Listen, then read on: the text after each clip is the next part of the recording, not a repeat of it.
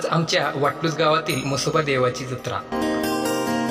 आणि तुम्हाला तर माहितीच आहे, जत्रा म्हटले की देवाला नारळ नैवेद्य हे सर्व करावेच लागतं। आणि ह्या म्हसोबा देवाबरोबर गावातील इतर देवांना सुद्धा नैवेद्य आणि नारळ हा करावाच लागतो। म्हणून मी आमच्या नारळांनी लगडलेल्या गच्च अशा भरलेल्या नारळाच्या झाडाचे एकूण 15 नारळ हे तोडून घेतले।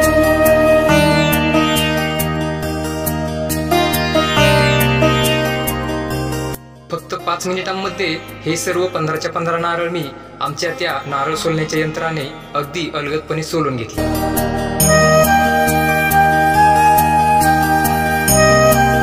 सर्व देवांचे नैवेद्य नारळ गुलाल अगरबत्ती हे सर्व भरून आम्ही म्हसोबा देवाच्या दर्शनाला जाण्यासाठी प्रवासाला सुरुवात केली।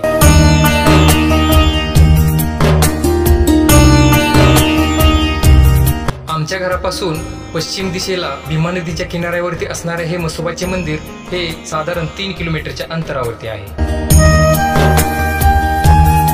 नवीन येणाऱ्या भाविकांच्या माहितीसाठी सांगतो की भिगवण आणि दौंड या राज्य मार्गावरती आमच्या वाटलूज गावातील म्हसोबा देवस्थानकडे जाणारा हा एक मुख्य रस्ता आहे।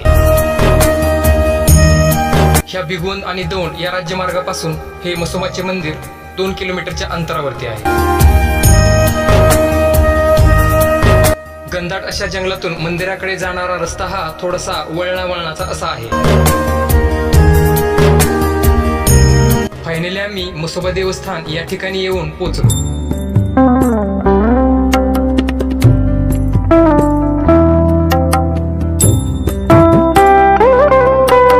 आषाढ महिन्यातील अमावस्येला आमच्या ह्या वाटलूज गावातील म्हसोबा देवाच्या जत्रेचा मुख्य दिवस असतो। तसं बघायला गेलं तर ह्या म्हसोबा देवाची जत्रा ही 15 दिवस सुरूच असते। आषाढी एकादशीच्या दुसऱ्या दिवसापासून सुरू होणारी ही म्हसोबाची जत्रा आषाढी अमावस्ये दिवशी समाप्त होते।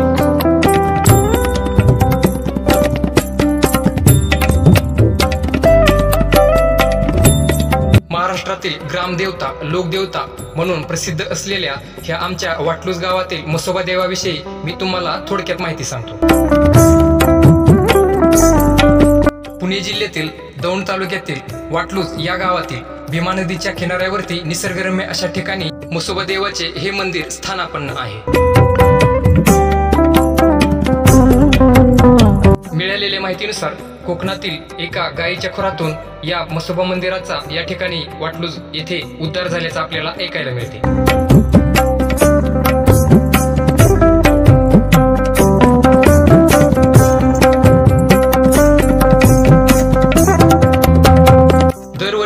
या ठिकाणी फक्त महाराष्ट्रातूनच नव्हे तर परराज्यातून सुद्धा काही श्रद्धाळू भाविक या ठिकाणी म्हसोबाच्या चरणी येऊन लीन होत असतात।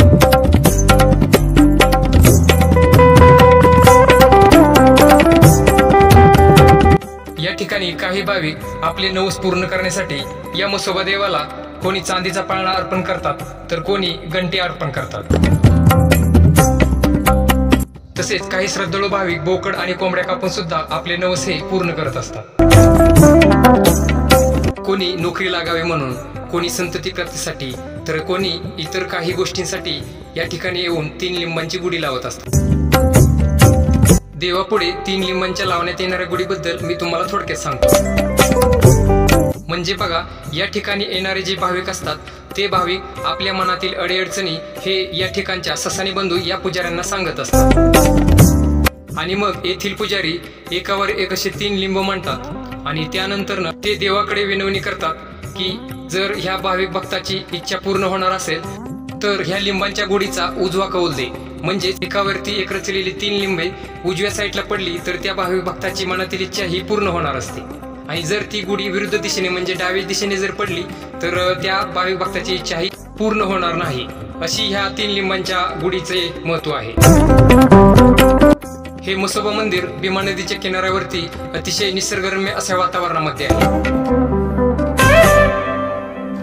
तर मित्रांनो, ह्या म्हसोबा देवाला नैवेद्य नारळ वगैरे दाखवून झालेला आहे, दर्शन वगैरे घेऊन झालेला आहे।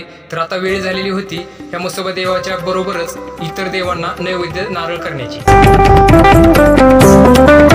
तर मग चला जाऊया बाकीच्या देवांना नैवेद्य नारळ करण्यासाठी।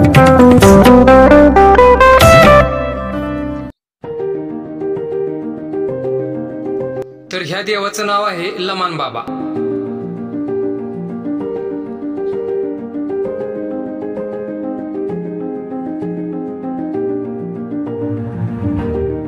लमान बाबाचे दर्शन घेऊन आता आम्ही निघालो आहोत भीमा नदीच्या कडेला असलेल्या आणखी एका मसोबाला, म्हणजेच बेटातील गाण्याच्या मसोबाला।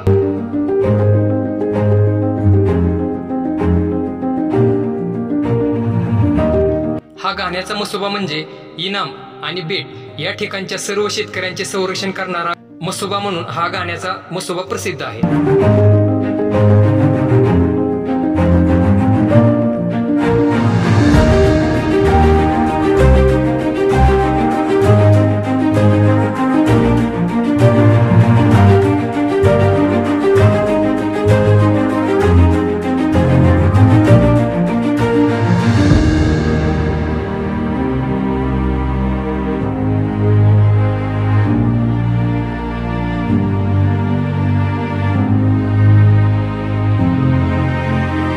ह्या गाण्याच्या मसोबाला नैवेद्य आणि नारळ करून झाल्यानंतर आता वेळ आलेली होती ती म्हणजे सोलापूर, पुणे आणि अहिल्यादेवी नगर जिल्ह्यातील शेतकऱ्यांसाठी वरदायिनी ठरलेली म्हणजे भीमा नदीला नैवेद्य अर्पण करण्याची।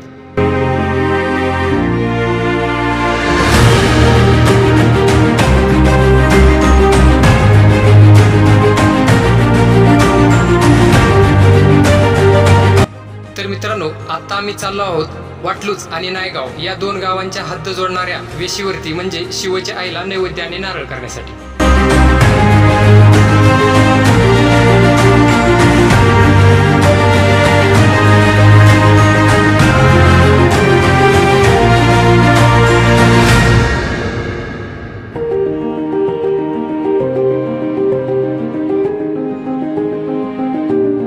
तर मित्रांनो, ह्या शिवच्या आईचे एक वैशिष्ट्य आहे ते म्हणजे या ठिकाणी उजव्या हाताला वाटलूच हद्द आहे आणि रस्त्याच्या खाल्लाकडल्या बाजूला नायगाव हद्द आहे। तर ह्या दोन्ही हद्दीतील लोकांची रक्षण करणारी देवी म्हणून ह्या शिवच्या आईची ओळख आहे, म्हणून या ठिकाणी अनेक भाविक येतात। तर मित्रांनो, मांसाहारी असणाऱ्या सर्व देवांना नैवेद्य नारळ वगैरे करून झालेला आहे आणि आता वेळ झालेली आहे ते शाकाहारी देवांना नैवेद्य नारळ करण्याची, म्हणजेच गावातील इतर देवांना नैवेद्य नारळ करण्याची।